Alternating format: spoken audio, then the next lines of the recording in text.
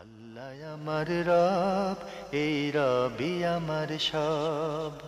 দামে দামে তুন মনে তারি অনুভব। তোমার দুনিয়াতে আমি যেদিকে তাকাই, অথই নিয়ামতে ডুবে আছি সবাই। পাক পাখালির গানে শুনি তসবি কলো রব, তসবি কলো রব। আল্লাহ আমার রব, এই রবি আমার সব। আসসালামু আলাইকুম, আলহামদুলিল্লাহ, আসসালাতু ওয়াসসালাম আলা রাসূলিল্লাহ। প্রিয় দর্শক, আপনারা যারা দেশে আছেন প্রবাসে, সবাইকে জানাই মাহে রমজানের শুভেচ্ছা। শুরু হলো পবিত্র রমজান উপলক্ষে অ্যান্টিভি আয়োজিত এবং লাভ হেলো নিবেদিত লাইভ অনুষ্ঠান আপনার জিজ্ঞাসা। আপনাদের সাথে আছি আমি জাইনুল আবেদিন আজাদ। আর আপনাদের মনে জাগা প্রশ্নের জিজ্ঞাসার সরাসরি জবাব দিচ্ছেন বিশিষ্ট আলেম ডক্টর মোহাম্মদ সাইফুল্লাহ। আসসালামু আলাইকুম ওরহমতুল্লাহি ওয়া বারাকাতুহু। প্রিয় দর্শক, আমাদের আজকের প্রাসঙ্গিক আলোচনার বিষয় খাওয়ার সুন্নাত তরিকা। চলুন তাহলে জিজ্ঞাসার আলোকিত ভুবনে আমরা প্রশ্ন নিচ্ছি। আসসালামু আলাইকুম। প্রিয় দর্শক, আপনারা পরিচয় দিয়ে প্রশ্ন করুন।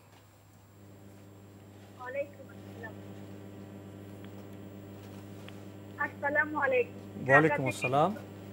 পরিচয় দিয়ে প্রশ্ন করুন। আমার দুইটা প্রশ্ন আছে। জি। প্রথম প্রশ্ন, ওযু করে তায়াতুল ওযুর নামাজ পড়তে আর 10 মিনিট দেরি হলে নামাজের কোনো ক্ষতি হবে কি? কি হলে ক্ষতি হবে? তায়াতুল ওযু পড়ার জন্য ওযু করে নামাজ পড়তে আর 10 মিনিট দেরি হলে। দেরি করবেন কেন, এটা জিজ্ঞেস করতে হবে। জি, দেরি করবেন কেন? জি, আচ্ছা, দেরি কেন করবেন? দেরি কেন করবেন? ওযু করে কোনো কারণে যদি 5-10 মিনিট দেরি হয়ে যায়। 5-10 মিনিট দেরি না? কেন দেরি, মানে দেরি করার ইচ্ছা কি তো দেরি করবে নাকি কি কারণ? আচ্ছা, এটা আমরা কোনো জরুরি কারণে দেরি নাকি? আচ্ছা, এরপর প্রশ্ন আছে আপনার? আছে দ্বিতীয় প্রশ্ন, মানুষ যখন নামাজে সালাম ফিরায়, জি, মানুষ যখন নামাজে সালাম ফিরায় কি ফেরেশতাকে সালাম দেয়? আমরা কাকে সালাম করি? ধন্যবাদ আপনাকে। আপনি বলছেন অজুর পরে যে তাহিয়াতুল ওযুর যে নামাজটা আছে, যদি এখানে দেরি হয়ে যায় 5-10 মিনিট, কোনো সমস্যা আছে কিনা?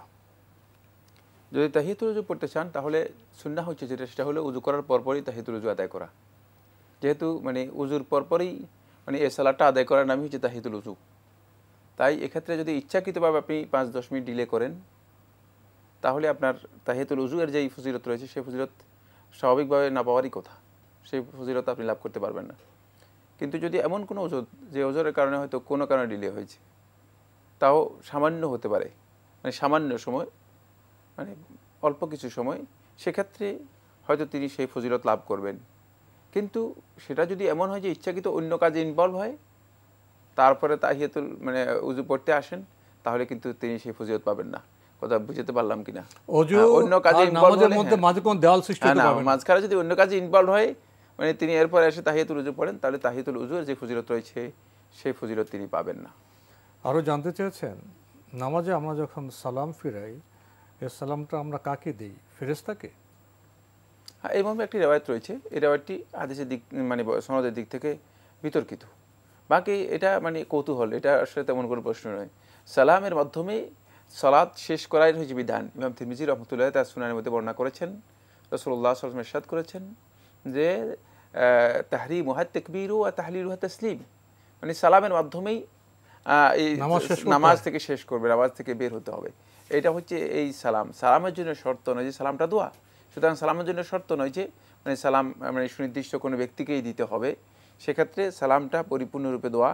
এক্ষেত্রে আপনি এই সালামের মাধ্যমেই সালাত থেকে বের হবেন। তবে একদল উলামায়ে কেরাম বলেছেন, এখানে ফেরেশতা এবং যারা আশেপাশে সালাত আদায় করতেছে, ডানে বামে আছে, তাদেরকে লক্ষ্য করেই সালাম দেওয়া হয়ে থাকে। তাহলে সেখানে মানে সালামের জন্য ইজাবায় দরকার, সালামের উত্তরে দরকার। মানে এটা একটা বক্তব্য, মানে একটি রেওয়ায়েত এসেছে। বাকি এই রেওয়ায়েতটি হাদিসের সনদের দিক থেকে বর্ণনার দিক থেকে বিতর্কিত। মোদ্দা কথা হচ্ছে সালামটাই হচ্ছে এখানে ইবাদত, তাআব্বুদি ইবাদত সম্পৃক্ত বিষয়। মানে এটার কারণ মানে বের করা আমাদের দায়িত্বের মধ্যে পড়ে না, এটা কৌতূহল ছাড়া আর কিছুই নেই। আমরা জানলাম। প্রিয় দর্শক, প্রশ্ন নিচ্ছি। আসসালামু আলাইকুম, পরিচয় দিয়ে প্রশ্ন করুন। যে আমি উত্তরা থেকে বলছি। আমার কিছু প্রশ্ন ছিল যে রফাই আযান যে করে নামাজের মধ্যে, এই রফাই আযানটা কি সুন্নত নামাজে করতে হয় নাকি ফরজ নামাজে? আর আপনার বেতের নামাজে যে দোয়া কুনুতে হাত তুলে মোনাজাত ওভাবে ওরকম করে পড়তে হয়? মানে আমি সৌদিতে দেখছি, সৌদি রিগুলাতে দেখছি যে ওনারা ওভাবে পড়ে। ওভাবে পড়তে হবে নাকি হাত বেঁধে পড়তে হবে? আরেকটা প্রশ্ন ছিল যে দুটি প্রশ্নে সীমাবদ্ধ থাকুন, আমরা দুটোই প্রশ্নের বেশি নিতে পারছি না। ধন্যবাদ আপনাকে। উনি রাফেদিন প্রসঙ্গ বললেন, এটা কি সুন্নত নামাজও করা যাবে? রফুল ইয়াদাইন সুন্নাত, ফরজ, নফল যত নামাজ আছে, নামাজের সুন্নাত হচ্ছে রফুল ইয়াদাইন করা। সুতরাং সহিহ রিওয়ায়াত দ্বারা সাব্যস্ত হয়েছে এবং অধিকাংশ উলামায়ে কেরামের বক্তব্য হচ্ছে সেটি হলো নামাজের সুন্নাহ হচ্ছে নামাজের মধ্যে রফুল ইয়াদাইন করা। জি, এটা সকল নামাজের জন্য। দ্বিতীয় প্রশ্ন, বেতের নামাজে দোয়া কুনুত পড়ার সময় কি হাত তুলে? হ্যাঁ, এই দোয়ায়ের ক্ষেত্রে হাত তোলার বিষয়টি সালাফদের আমল দ্বারা সাব্যস্ত হয়েছে, আব্দুল্লাহ ইবনে আব্বাস রাদিয়াল্লাহু আনহু আমল সাব্যস্ত হয়েছে, সাহাবীদের অনেকের আমল সাব্যস্ত হয়েছে এবং এটা অধিকাংশ সালফে সালিহিনের বক্তব্য। এক্ষেত্রে হাত তুলে দোয়া করাটাই হচ্ছে সুন্নাহ। আর ভিন্ন নিয়মও তো দেখা যায়। ভিন্ন নিয়ম বলতে হয়তো কেউ কেউ হাত না তুলে দোয়া করে দেন, হাত তুলে না তুলেও দোয়া করা জায়েজ, কিন্তু যেখানে যেভাবে দোয়া করতে বলা হয়েছে উত্তম হচ্ছে সুন্নাহ অনুসরণ করে সেখানে সেভাবেই দোয়া করা। আমরা জানলাম। প্রিয় দর্শক, প্রশ্ন নিচ্ছে। আসসালামু আলাইকুম, পরিচয় দিয়ে প্রশ্ন করুন। আসসালামু আলাইকুম। ওয়ালাইকুম আসসালাম। আমার একটি প্রশ্ন হচ্ছে যে আমার একটা মেয়ের বয়স 16 বছর, জি, আর ছেলের বয়স হচ্ছে 11 বছর। এখন ওরা চাচ্ছে যে এই বছর তারাবিতে ওই যে এতেকাফে মানে ঢুকবে, ভাই বোন কি একসাথে এতেকাফ করতে পারবে? এতেকাফ কোথায় করবে? ঘরের মধ্যে, কারণ ছেলে তো আর ছোট মানুষ, সে তো আর মসজিদে যেতে পারতেছে না। আচ্ছা, ধন্যবাদ আপনাকে। ভাই বোন দুজন এতেকাফ করতে চায়, মেয়ে বয়স 16, ছেলে বয়স 11, ঘরে এতেকাফ করতে চান, পারবে? না, এই দুজনে ঘরে এতেকাফ করার বিধানই নেই। এতেকাফ তো হয়তো সুন্নাহ হচ্ছে মসজিদে এতেকাফ করা। সেক্ষেত্রে মানে এই দুজনের যে এতেকাফের কথা, ঘরে এতেকাফের সিদ্ধান্ত সেটা শুদ্ধ নয়। বাকি মানে এই অবস্থায় নারী এবং পুরুষ একসাথে এতেকাফের কোনো বিধান নেই। সেক্ষেত্রে মানে মেয়েরা আলাদা এতেকাফ করবে, ছেলেরা আলাদা এতেকাফ করবে, ভাই বোন হলেও আলাদা এতেকাফ করবে। একসাথে এতেকাফ করার শরঈ কোনো বিধান নেই। সেটা হতে হবে মসজিদে, ঘরের মধ্যে এতেকাফ করার বিধান নেই। তাই এই মাসআলাটি কোনোভাবেই বৈধ নয় যে ঘরে দুজন মানে ভাই বোন হলেও তারা এতেকাফ করবে। আমরা জানলাম। প্রিয় দর্শক, প্রশ্ন নিচ্ছি। আসসালামু আলাইকুম, পরিচয় দিয়ে প্রশ্ন করুন। ওয়ালাইকুম আসসালাম। জি, আমি ফিরোজ, ঢাকা থেকে বলতেছিলাম। জি ভাইয়া, বলুন। আচ্ছা, আমার প্রশ্ন ছিল, এখন যে পরিস্থিতি, এই পরিস্থিতিতে আপনার মসজিদে মানুষ কম যাচ্ছে, তো সেক্ষেত্রে জুমার নামাজ যদি কন্টিনিউ বাসায় পড়ে তো এর কোনো সমস্যা হবে কিনা, মানে এর বিধানটা কি আর কি? ধন্যবাদ আপনাকে। প্রশ্ন তো পেয়েছেন? প্রশ্ন পেয়েছি। জুমার সালাত যদি কন্টিনিউ বাসায় পড়ে, তিনি ক্লিয়ার করেন নাই জুমার সালাত মানে বাসায় কিভাবে পড়েন। বাসায় জুমার বাসা হবে জোহর, জুমার পরিবর্তে জোহরের সালাত হবে 4 রাকাত হবে। আর এটা যদি ওজরের কারণে কন্টিনিউ করে, না জায়েজ নয়, জায়েজ রয়েছে। তবে পরিস্থিতি মানে যেটাই হোক না কেন, বেশিরভাগ ক্ষেত্রে দেখা যাচ্ছে যে এখন লোকেরা মসজিদে আসছে এবং মসজিদে যাওয়াটাই এখন আমরা দেখতে পাচ্ছি যে লোকেরা যেতে পারে। সুস্থ যারা আছে, যারা কোনোভাবেই কোনো ধরনের অসুস্থতা ফিল করছেন না, তারা মসজিদে গিয়েও সালাত আদায় করতে পারেন, জুমার সালাতে অংশগ্রহণ করতে পারেন। বাজার মার্কেট সব কিছুতে যেহেতু মানুষ যাচ্ছে, দীর্ঘ সময় হয়ে যাওয়ার কারণে মানে যে লকডাউন আছে সেটা অনেকটা শিথিল অবস্থায় চলে আসছে। সেক্ষেত্রে যদি কেউ জামাতে অংশগ্রহণ করেন, তিনি অংশগ্রহণ করতে পারেন যদি শারীরিকভাবে পরিপূর্ণ সুস্থ থাকেন। তবে অসুস্থ ব্যক্তি কখনো যাবেন না এবং নিজেও ক্ষতিগ্রস্ত হবেন না, অন্যকেও ক্ষতিগ্রস্ত করবেন না। আমরা জানলাম। প্রিয় দর্শক, আসসালামু আলাইকুম, পরিচয় দিয়ে প্রশ্ন করুন। ওয়ালাইকুম আসসালাম, আমি ইব্রাহিম, চট্টগ্রাম থেকে। জি ভাইয়া, বলুন। আমি যে জিনিসটা জানতে চাচ্ছি, আসলে ওই নামাজে তো নিয়ত পড়া নিষেধ, কিন্তু মনে মনে কি পড়া যাবে কিনা? ধন্যবাদ। সন্দেহ দূর করার জন্য। নামাজের নিয়ত নিষেধ এটা আমরা ওই প্রথম শুনলাম, উনি বলছেন যে মনে মনে পড়া যাবে কিনা। মনে মনেও পড়ার কিছুই নেই, নিয়ত হচ্ছে আসলে মানে মনে সংকল্প করা, ইচ্ছা করা। নিয়ত ছাড়া তো নামাজই হবে না, নিয়ত তো করতে হবে। নামাজ নিষেধ কে বলেছে? যদি কেউ বলে থাকেন তিনি বুঝেন নাই বিষয়টা। সেটা হচ্ছে নামাজ নয়, প্রত্যেকটি ইবাদতের শর্ত হচ্ছে, ইবাদত শুদ্ধ হওয়ার জন্য শর্ত হচ্ছে নিয়ত করতে হবে। আল্লাহ রাসূল সাল্লাল্লাহু আলাইহি ওয়াসাল্লাম হাদিসের মধ্যে বলেছেন, ইন্নামাল আমালু বিন্নিয়াত। আল্লাহ রাব্বুল আলামিনের কাছে মানুষের আমলগুলো নিয়তের মাধ্যমে গ্রহণযোগ্যতা লাভ করে, নিয়তের মাধ্যমে এর বিশুদ্ধতা মানে নির্ভর করে, নিয়তের উপরেই বিশুদ্ধতা নির্ভর করে। সুতরাং নিয়ত হচ্ছে অপরিহার্য বিষয়, নিয়ত করতেই হবে, কিন্তু নিয়তের স্থান হচ্ছে অন্তর। সুতরাং অন্তরের সংকল্পটাই হচ্ছে নিয়ত। মুখে বলার জন্য কোনো টেক্সট রাসূল সাল্লাল্লাহু আলাইহি ওয়াসাল্লাম হাদিস দ্বারা সাব্যস্ত হয় নাই, সাহাবীদের আমল দ্বারা সাব্যস্ত হয় নাই, তাবিঈদের আমল দ্বারা সাব্যস্ত হয় নাই, এমনকি ফকিহদের বক্তব্য দ্বারা সাব্যস্ত হয় নাই, ইজতিহাদের মাধ্যমে সাব্যস্ত হয়। সুতরাং এই টেক্সটগুলো পড়ার ব্যাপারে আলেমদের বক্তব্য হচ্ছে এগুলো সুন্নাহ সমর্থিত নয়, বরং এটাকে ইবাদত মনে করাটা বেদাত হবে। এবং এটা এই যুগের প্রায় মানে সমস্ত ওলামায়ে কেরাম বলেছেন, সমস্ত মাযহাবের ওলামায়ে কেরামের বক্তব্য এই যে টেক্সটগুলোকে নির্দিষ্ট করে ইবাদত মনে করা, তাহলে এটি বেদাতের মধ্যে অন্তর্ভুক্ত হবে। বাকি মানে কিছু সংখ্যক ওলামায়ে কেরাম বলেছেন যেটা সেটা হচ্ছে যে যদি কেউ মানে তার নিয়তের ব্যাপারে ইস্তেহদারের জন্য মানে সালাতের, তাহলে তিনি এই ধরনের কিছু পড়তে পারেন। এটা কিছু সংখ্যক ওলামায়ে কেরামের বক্তব্য, তারা এটাকে পছন্দ করেছেন। কিন্তু এর জন্য টেক্সট যেহেতু হাদিস দ্বারা সাব্যস্ত হয়নি, এটা দলিল ভিত্তিক নয়, এটাকে সুন্নাহ মনে করা, ইবাদত মনে করা উচিত নয়, এটি বেদাত হবে। তাহলে নিয়ত আমাদের করতে হবে, এক নম্বর আমরা জানলাম। দ্বিতীয়, এটা ভাষা দিয়ে এর জন্য কোনো ভাষা নেই, মনে মনে যে ইচ্ছাটা থাকবে আমি এই নামাজের এই জায়গা পড়তে, মনে মনে ইচ্ছাটা, এরাদাটা, সংকল্পটা, এটাই নিয়ত, এটাই হচ্ছে নিয়ত। জি, আমরা জানলাম। প্রিয় দর্শক, দেখছিলাম এনটিভি আয়োজিত এবং লাভ হলো নিবেদিত অনুষ্ঠান আপনার জিজ্ঞাসা। আমার রব, এই রবি আমার সব, আল্লাহ আমার রব, এই রবি আমার সব। আমাদের আজকের প্রাসঙ্গিক আলোচনার বিষয় খাবার সুন্নাত তরিকা। ধন্যবাদ। খাবারের সুন্নাত তরিকা যেটি, এটা আসলে একটি দীর্ঘ আলোচ্য বিষয়। আমরা কয়েকটি বিষয় এখানে একটু দৃষ্টি আকর্ষণ করতে চাই। বিশেষ করে রমাদান মাসে দেখা যায় যে আমাদের অনেকেরই খাবারের ক্ষেত্রে ব্যালেন্স থাকে না, এবং হ্যাঁ মানে অনেক আয়োজন হয়, দেখা যায় ইফতারে অনেক বেশি আয়োজন হয়, পরবর্তী সময় আরো অনেক বেশি আয়োজন হয়। ফলে দেখা যায় যে মানে সিয়ামের যে মৌলিক উদ্দেশ্য রয়েছে, সেই মৌলিক উদ্দেশ্য থেকেও অনেকটা আমরা দূরে সরে যাই। সেখানে যেভাবে খাবার ক্ষেত্রে যেই মধ্যম পন্থা অনুসরণ করার কথা ছিল, সেটা আমরা অনুসরণ করতে পারি না। আসি আমরা কয়েকটি পয়েন্ট আলোচনা করি। প্রথম যে পয়েন্টটি আলোচনা করব সেটা হচ্ছে রাসূলুল্লাহ সাল্লাল্লাহু আলাইহি ওয়াসাল্লাম খাওয়ার আগে একটি সুন্নাহ নবী সাল্লাল্লাহু আলাইহি ওয়াসাল্লামের ছিল, আমরা অনেকেই এখন ব্যবহার সেই সুন্নাহটুকু অনুসরণ করি না। আবার অনুসরণ না করার পিছনে আরেকটি কারণ আছে, সেটা আমি বলবো। সুন্নাহটি আগে বলি। আয়েশা রাদিয়াল্লাহু বর্ণনা করেন, রাসূলুল্লাহ সাল্লাল্লাহু আলাইহি ওয়াসাল্লাম ইযা আরাদা আন ইয়াকুলা গাসসালা ইয়াদাইহি, নবী সাল্লাল্লাহু আলাইহি ওয়াসাল্লাম যখন খাওয়ার যে ইচ্ছা করতেন তখন তিনি দুই হাত ধুয়ে নিতেন। এটা কিন্তু খুবই গুরুত্বপূর্ণ বিষয়, মানে অনেকে দেখা যায় যে হাত ধোন না, তিনি চামচ দিয়ে মানে খান, তিনি মনে করেন যে চামচ দিয়ে খাচ্ছি তো, সুতরাং মানে এই জন্য তিনি যথেষ্ট মনে করে থাকেন না। নবী সাল্লাল্লাহু আলাইহি ওয়াসাল্লাম সুন্নাহ হচ্ছে গাসসালা ইয়াদাইহি, তিনি দুই হাত ধুতেন। এটার অর্থ হচ্ছে তিনি কিন্তু বাম হাত দিয়ে খেতেন না। নবী সাল্লাল্লাহু আলাইহি ওয়াসাল্লাম একেবারে সহিহ হাদিস দ্বারা বর্ণিত হয়েছে, নবী সাল্লাল্লাহু আলাইহি ওয়াসাল্লাম বাম হাত দিয়ে খেতে নিষেধ করেছেন, খাবারের সুন্নাহ পরিপন্থী। এত সত্ত্বেও নবী সাল্লাল্লাহু আলাইহি ওয়াসাল্লাম কিন্তু দুই হাত ধুতেন। এখান থেকে যে জিনিসটা আমাদের কাছে ক্লিয়ার হয় সেটা হচ্ছে খাবারের আগে কিন্তু হাত ধুয়ে নেওয়া সুন্নাহ, আর এটা অত্যন্ত স্বাস্থ্যসম্মত একটি বিষয়। শেষে এই ক্ষেত্রে আমরা যদি এই পন্থা অনুসরণ করি নবী সাল্লাল্লাহু আলাইহি ওয়াসাল্লামের সুন্নাহ এই তরিকা, দেখবো যে আমরা অনেক বেশি খাবারের ক্ষেত্রে উপকৃত হব। এরপরে যেটি গুরুত্বপূর্ণ বিষয় সেটা হচ্ছে খাবারের যখন পেশ করা হতো নবী সাল্লাল্লাহু আলাইহি ওয়াসাল্লামের সামনে, নবী সাল্লাল্লাহু আলাইহি ওয়াসাল্লাম খাবার দেখেই মানে খাবারের উপর কোনো ধরনের মন্তব্য, খারাপ কোনো মানে মন্তব্য কখনো নবী সাল্লাল্লাহু আলাইহি ওয়াসাল্লাম করতেন না।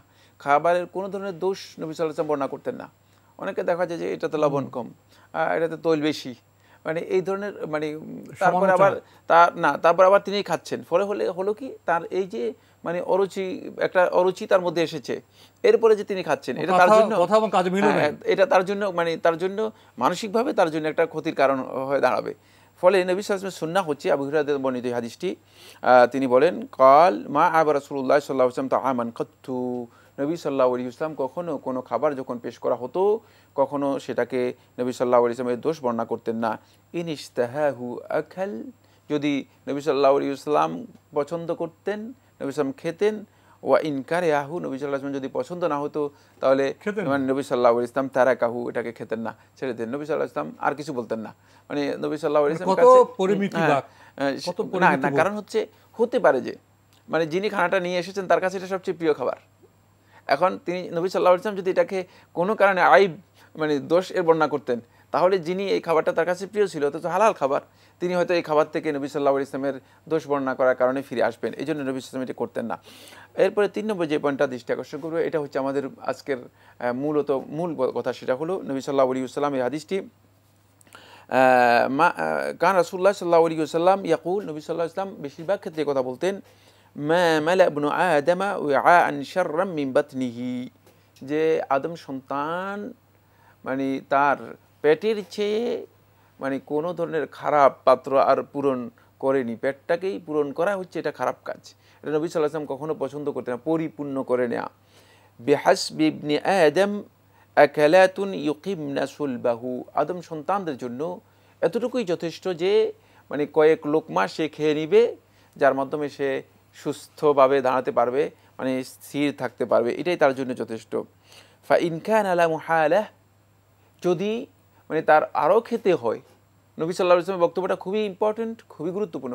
ফা ইনকান আলা মুহালা, এরপরেও মানে কয়েক লোকমা খাওয়ার পরে দেখবে যে মানে চলতে পারে, তাহলে কিন্তু তার জন্য যথেষ্ট, নবী সাল্লাল্লাহু আলাইহি ওয়াসাল্লাম বলতেছেন।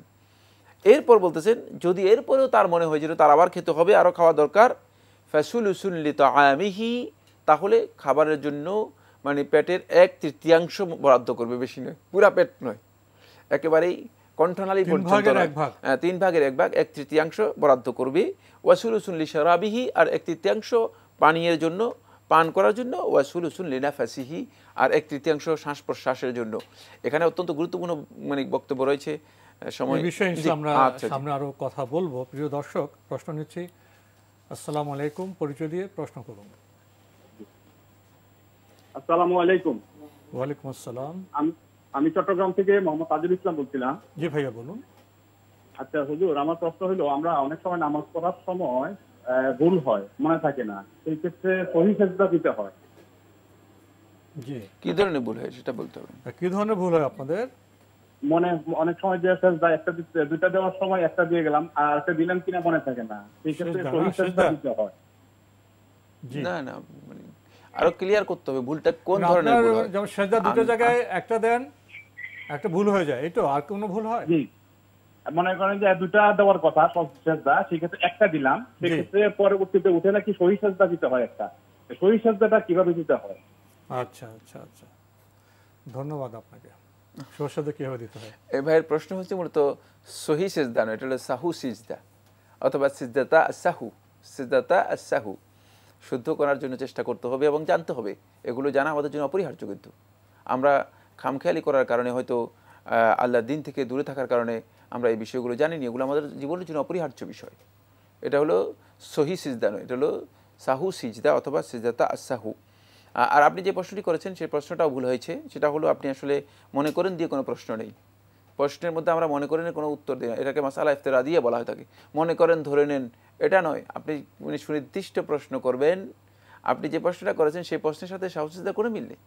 আপনি বলেছেন যে মাঝে মধ্যে মনে হয় যেন 1 সিজদা দিয়েছি, 2 সিজদা দিই নেই, এটা তো সিজদা ফরজ। যদি না দিয়ে থাকেন তাহলে আপনার সেক্ষেত্রে এই রাকাতই গ্রহণযোগ্য হবে না। সাজদা সাহু দিলে সালাত হয়ে যাবে, এই ইজতিহাদ বা এই হুকুম আপনাকে কে দিয়েছে? সুতরাং মানে এই মাসআলা যেটা জিজ্ঞেস করেছেন এটা সাজদা সাহুর সাথে সম্পৃক্ত নয়। যদি আপনি নিশ্চিত হন কোনো একটি রাকাতের মধ্যে একটা সিজদা দিয়েছেন, 2টা সিজদা দেননি, তাহলে আপনার সেই রাকাতই হয়নি, আপনাকে অবশ্যই আরেক রাকাত আদায় করতে হবে, আরেক রাকাত আদায় করতে হবে। আর যদি কোনো কারণে সালাত মানে শেষ করে ফেলেন, তাহলে 1 রাকাত পড়ে তারপরে আপনি মানে সাজদায়ে সাহু দিয়ে তারপরে সালাম ফিরাবেন। মানে সেক্ষেত্রে আপনাকে জানতে হবে, বিধান জেনে তারপরে হুকুম দিতে হবে। সুতরাং আপনি মনে করেন মাসআলা নয়, মাসআলা সুনির্দিষ্ট করে মাসআলা করবেন, এটা সকলের জন্য খুবই গুরুত্বপূর্ণ বিষয়। মানে যে মনে করেন, ধরে নেন, এই ধরনের প্রশ্ন নয়, প্রশ্নটা সুনির্দিষ্ট হতে হবে, তাহলে আমরা উত্তর দেওয়া আমাদের জন্য খুব সহজ হবে। প্রিয় দর্শক, আসুন আমরা সুনির্দিষ্ট প্রশ্ন করি, তাহলে ইনশাল্লাহ আমরা সুনির্দিষ্ট জবাব পাবো, উপকৃত হব, জ্ঞান সমৃদ্ধ হব। প্রশ্ন নিচ্ছি। আসসালামু আলাইকুম, প্রিয় দর্শক, পরিচয় দিয়ে প্রশ্ন করুন। হ্যালো, আসসালামু আলাইকুম। ওয়ালাইকুম আসসালাম। আমি ঢাকা থেকে তাজুল বলছি। জি ভাইয়া বলুন। আমার প্রশ্নটা হচ্ছে ওই কোরআন শরীফে যে বাংলা উচ্চারণ থাকে সেখান থেকে কিছুটা হেল্প নিয়ে মানে পড়া যাবে কিনা? ধন্যবাদ আপনাকে। প্রশ্নটা পেয়েছেন? প্রশ্ন পেয়েছি। বাংলা উচ্চারণ যে কোরআনগুলোতে লেখা থাকে এর উচ্চারণ অধিকাংশই শুদ্ধ নয়, এবং এ ধরনের উচ্চারণ সহ কোরআন সংগ্রহ করা বা মানে কোরআন তেলাওয়াত করা অধিকাংশ ওলামায়ে কেরাম, সৌদি আরবের সর্বোচ্চ ওলামা পরিষদের ফতোয়া হচ্ছে এটি হারাম। কারণ হচ্ছে এতে কোরআনে কারীমের যে তেলাওয়াত হয়ে থাকে সেই তেলাওয়াত যথার্থ হয় না, সঠিক হয় না, শুদ্ধ হয় না। তাই এ ধরনের উচ্চারণে কেউ অংশগ্রহণ করবেন না, এ করার দরকার নেই। বরং আপনি কোরআন তেলাওয়াত শিক্ষা করুন, কোরআন তেলাওয়াত শিক্ষা করুন। আর কোরআন তেলাওয়াত শিক্ষা করা অনেক কঠিন কাজ নয়, সে কাজে আপনি নিজেকে ইনভলভ করুন। বাকি আপনি বলেছেন যেখানে এটা যদি এখান থেকে সহযোগিতা নেন, আপনি যদি তেলাওয়াত আপনার মানে মোটামুটি তেলাওয়াত আপনার জানা আছে, কিন্তু মাঝে মধ্যে উচ্চারণে কোথাও কোথাও আটকে যাচ্ছেন, মনে হয় যেন এখান থেকে সহযোগিতা নিলে আপনি আপনার উচ্চারণটা সহজ করতে পারবেন, সেক্ষেত্রে সহযোগিতা নেওয়া আপনার জন্য জায়েজ হতে পারে। কিন্তু মানে তেলাওয়াত আপনি যদি মানে শিখে নেন তাহলে কিন্তু আপনার দেখবেন যে ওখান থেকে সহযোগিতা নেওয়াটা আপনার জন্য আরও ভুল হবে, কারণ আপনার তেলাওয়াতটা ভুল করে দেবে। কারণ বাংলা উচ্চারণের সাথে বাংলা যে সমস্ত আমাদের বর্ণমালা রয়েছে সেই বর্ণমালার সাথে আরবি বর্ণমালার অনেকগুলো অক্ষরেরই উচ্চারণগত দিক থেকে বিশাল পার্থক্য রয়েছে। তার মধ্যে বাংলা বর্ণমালায় কোথাও হরফে হালকি নেই, কণ্ঠনালী থেকে কোনো অক্ষর উচ্চারিত হয় না, কিন্তু আরবিতে 6টি অক্ষর উচ্চারিত হয় থাকে কণ্ঠনালী থেকে। আর বাকি অনেকগুলো অক্ষর রয়েছে যেগুলোর উচ্চারণের সাথে বাংলা উচ্চারণের সাথে সামান্যতম কোনো মিল নেই।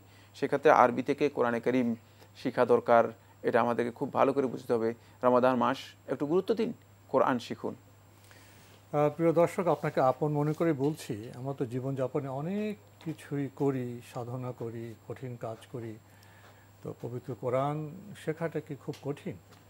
আর বর্তমানে রমজানে আমরা তো কেউ লকডাউনে আছি, কেউ কোয়ারেন্টাইনে আছি, কেমন কাজকর্ম নেই, এই সময়টা কি আমরা পবিত্র কোরআন শেখার কাজে ব্যয় করতে পারি না? এই আহ্বান রেখেই এখানে প্রশ্নের বিষয়টি শেষ করছি। আমরা নতুন প্রশ্ন নিচ্ছি। আসসালামু আলাইকুম, পরিচয় দিয়ে প্রশ্ন করুন। আসসালামু আলাইকুম। ওয়ালাইকুম আসসালাম। আমি সামিয়া, ঢাকা থেকে বলতেছি। জি বলুন। আমার দুইটা প্রশ্ন হচ্ছে। জি। একটা প্রশ্ন হচ্ছে যে কোনো প্রাপ্তবয়স্ক ছেলে অথবা প্রাপ্তবয়স্ক মেয়ে যদি একদম ইসলামিক শরিয়াতের ভিত্তিতে তারা বিবাহ বন্ধনে আবদ্ধ হয়, ফ্যামিলিকে না জানাইয়া, সেটা কি বৈধ হবে কিনা? মানে উভয় ফ্যামিলিকে না জানিয়ে যদি তারা মানে ইসলামিক শরিয়াতের ভিত্তিতে বিবাহ বন্ধনে আবদ্ধ হয় তাহলে সেটা বৈধ হবে কিনা, তারা সংসার করতে পারবে কিনা? জি। আর দ্বিতীয় প্রশ্ন হচ্ছে, যদি তারা সংসার করে একসাথে 2 বছর 3 বছর সংসার করলো, হ্যাঁ, তারপর একসাথে থাকার পরে তারপর তারা তাদের ফ্যামিলিকে ধরেন যে জানলো না বিষয়টা, উভয় পক্ষের ফ্যামিলি বিষয়টা জানলো না, তারপরে যদি তাদের ফ্যামিলি থেকে প্রেশার ক্রিয়েট করে যে পরবর্তীতে তাদেরকে অন্য জায়গায় বিবাহ দেওয়ার জন্য, সেই ক্ষেত্রে তাদের করণীয় কি? সেই ক্ষেত্রে ওই মেয়েটা কি দ্বিতীয় বিবাহ করতে পারবে কিনা? আর যদি দ্বিতীয় বিবাহ করে তাহলে প্রথম যে বিবাহটা করলো ওখানে ডিভোর্স দিয়ে তারপর কি বিবাহ করতে হবে, বা সেই বিষয়ে বিধানটা কি?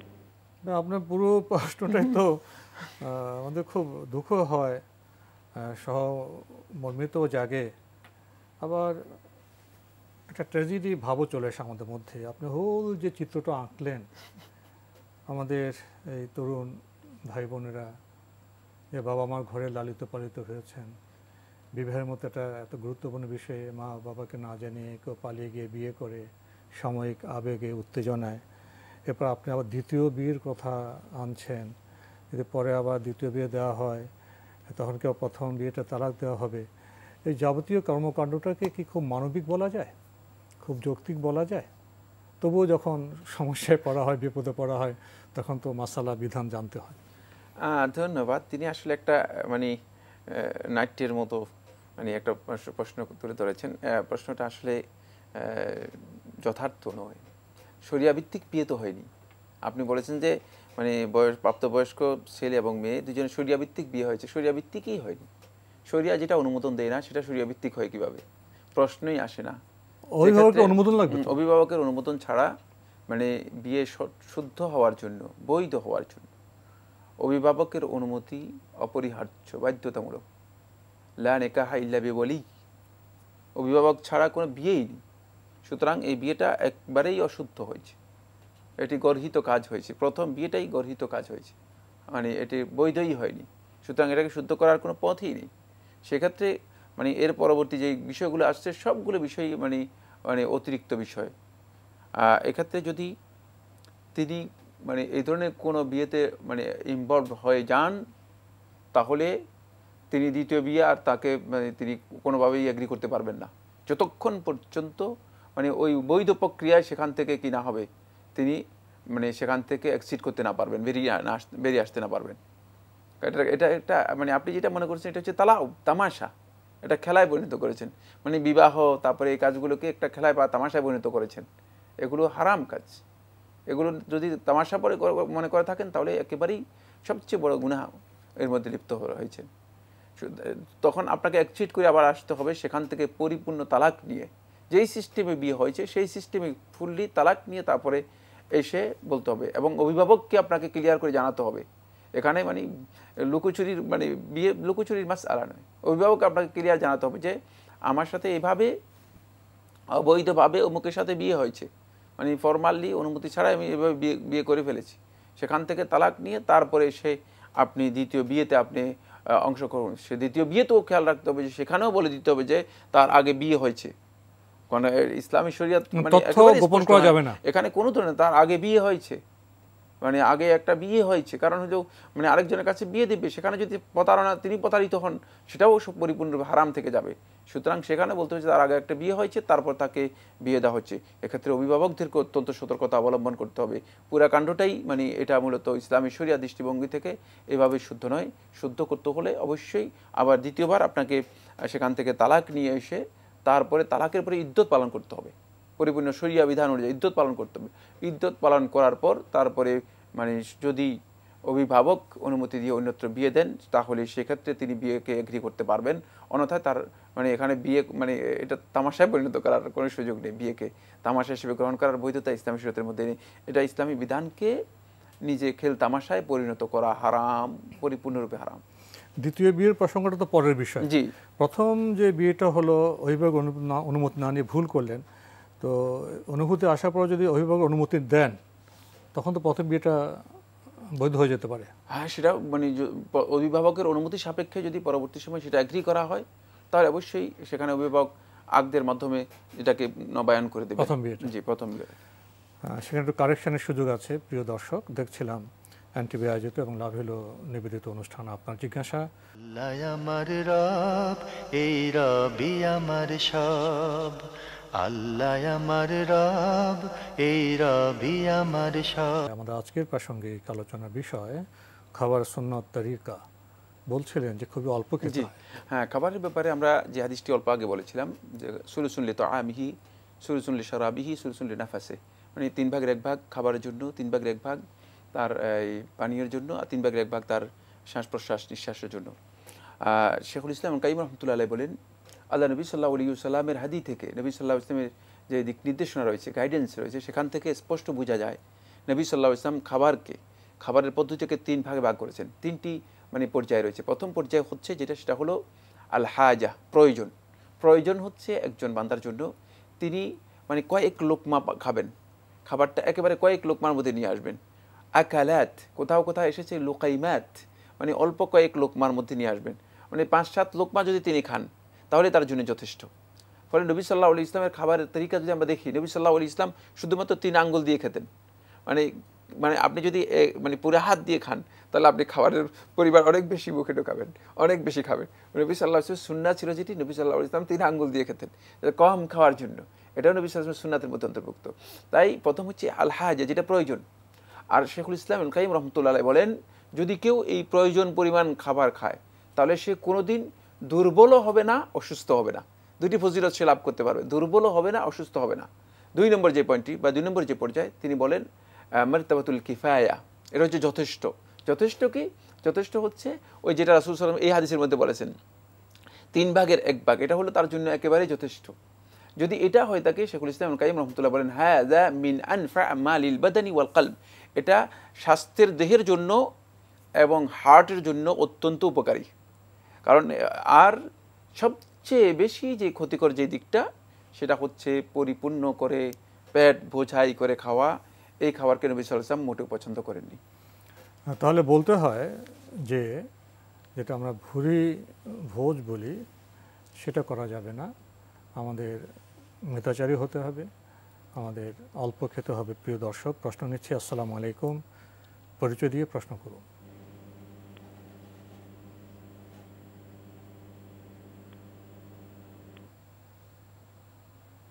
লাইনে আছেন? আসসালামু আলাইকুম। আসসালামু আলাইকুম। ওয়ালাইকুম আসসালাম, পরিচয় দিয়ে প্রশ্ন করুন। আমার নাম আলাউদ্দিন, আমি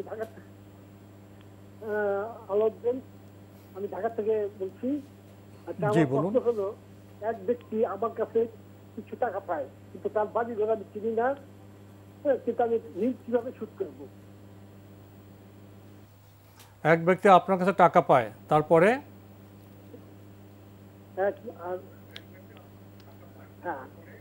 তার বাড়ি ঘর আমি চিনি না, অনেকদিন আগে, কিন্তু আমি তার ঋণটাকে আমি পরিশোধ করবো। আমরা আপনাকে ঠিক বুঝতে পারছি না। আপনি প্রথমে